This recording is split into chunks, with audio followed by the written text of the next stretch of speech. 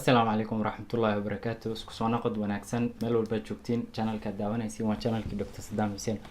Maanta waxaan idin wadaa barnaamij oo maaragtay dhanka ragga xisaabsan.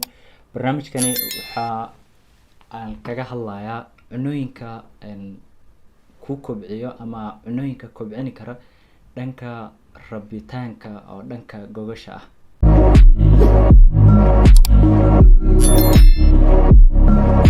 cunooyinkani waad ogtihiin cunada waxa ay door weyn ay ka ciyaartaa dhanka maaragtay caafimaadka iyo caafimaadka gaar ahaan dhanka hoose cunooyinka aad u qaadanaysid oo raganimada ah ayadana faa'iidooyin badan baa ku jira cunooyinkani. Marka cunada koowaad waxa waaye cunada aan u naqaano rumaanka faa'iidooyin badan baa ku jira sida aad ogtihiin ba Allah subhanahu wa ta'ala waxa uu ku sheegay quraanka kariimka ah 3 mar maaragtay rumaanka faa'iido in lagu meesho gareeyay oo lagu sheegay kitaabka. Marka sida darteed waad ogtihiin faa'iidooyin badan buu leeyahay rumaanka. Cunada labaad waxa waayo toonta waxa waaye waqti la iyo maaragtay qarni bay soo socotaa faa'iidada ay ku leedahay dhankaasi hoosena waxa waaye lama sheegi karo. mar walba qofka toonta isticmaalna maaragtay rabitaanka dhanka gogasha ah sidoo kale rumaanka ayadana way ziyaadisaa maaragtay rabitaanka gogasha. cunada saddexaad waxa waaye cunada maaragtay ama waxa loo yaqaano chocolate-ka ama black chocolate-ka shukulaatada midowga ah. Shukulaatadan waxa ku jiro maaragtay dopamine-ka iyo serotonin-ka oo hormoonka ah. Hormoonkani waxa uu ka saacideynayaa in maaragtay dhanka maskaxdii ay si fiican u function gareyso oo maaragtay xiriirka maskaxda iyo hoostaasna haday isku xiran yihiin waxa ka soo dhalanaya in maaragtay rabitaankii uu bato. cunada afraad waxa waaye qaraha waxa waaye faa'iidooyin badan baa ku jiro. waxa ku jiro citrullinka waxa uu ka saacideynayaa dhankaasi maaragtay xididadaasi hooso engagement-ka waxa la lahaa buu ka saacideynayaa iyo blood vessel dilation wixiyo xididkiisu ku shaqeynaya oo dhanka hoose ah ayuu maaragtay ka saacideynayaa asagana. shanaad waxa waaye ukunta sad ogtihiin protein waaye. proteinka waxyaalo badan buu contain gareeyaa. sidoo kale ukunta vitamins badan baa ku jiro oo dhanka maaragtay rabitaanka gogasha ah ka saacideynaya.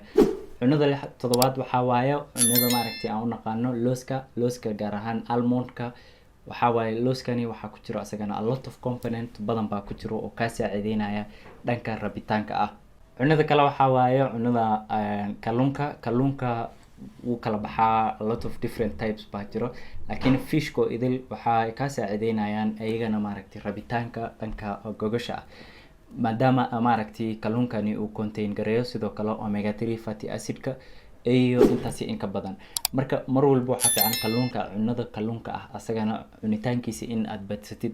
afkaadhadu cunada kale ku xigto waaye. afkaadhada contains a lot of maaragtay vitamins badan bay contain gareynaysaa oo maaragtay oo jirkaadi u wanaagsan.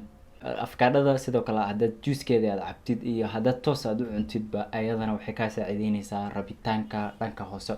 cunada kale waxa waaye cunada aan u naqaano ama sheyga aan u naqaano basbaaska asagana wuu u fiican yahay maadaama laakiin qofkii ku xiran tahay isticmaalka basbaaska. haddii aad gaas qabtid basbaaska iska ilaali. sidoo kale wax walba meel bay u fiican yihiin meelna way ku xun yihiin. basbaaska dadka gaaska qabo wuu u daran yahay sidoo kale laakiin basbaaska haddaad sida kale aad u isticmaashid oo maaragtay rabitaankaagan uu ku darsamayo. wada cuno oo ugu dambeyso waxa waaye cunooyinka ama fruitka loo yaqaano mooska waxa ku jiro potassium sidoo kale waxa ku jiro maaragtay a lot of other vitamins kale ayaa ku jiro laakiin macdanta u badan oo ku jirto mooska waxa waaye potassiumka asagana jirkaagi waxa uu ka qayb qaataa maaragtay heer maaragtay shaqo weyn buu jirkaaga uu ka qayb qaataa oo dhanka jir ahaan ah. cunada ugu dambeyso oo maaragtay ka saacideynaysa raganimada rabitaanka dhanka gogasha ah waxa waaye tinta waxa loo yaqaano ama fixka waxa loo yaqaano.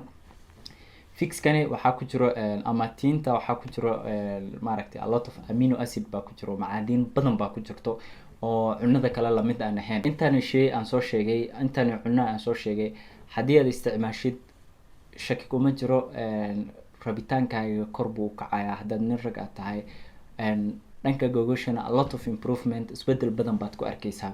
Iskugu dadaal cunada in maaragtay cunada nafaqada leh inaad qaadatid. waxaan soo gaarnay gabagabadii gunaanadka barnaamijka fadlan meel walba joogtiin subscribe like and share channelka kiilowina waxaan idin rajaynayaa sidaa iyo nabadgelyo.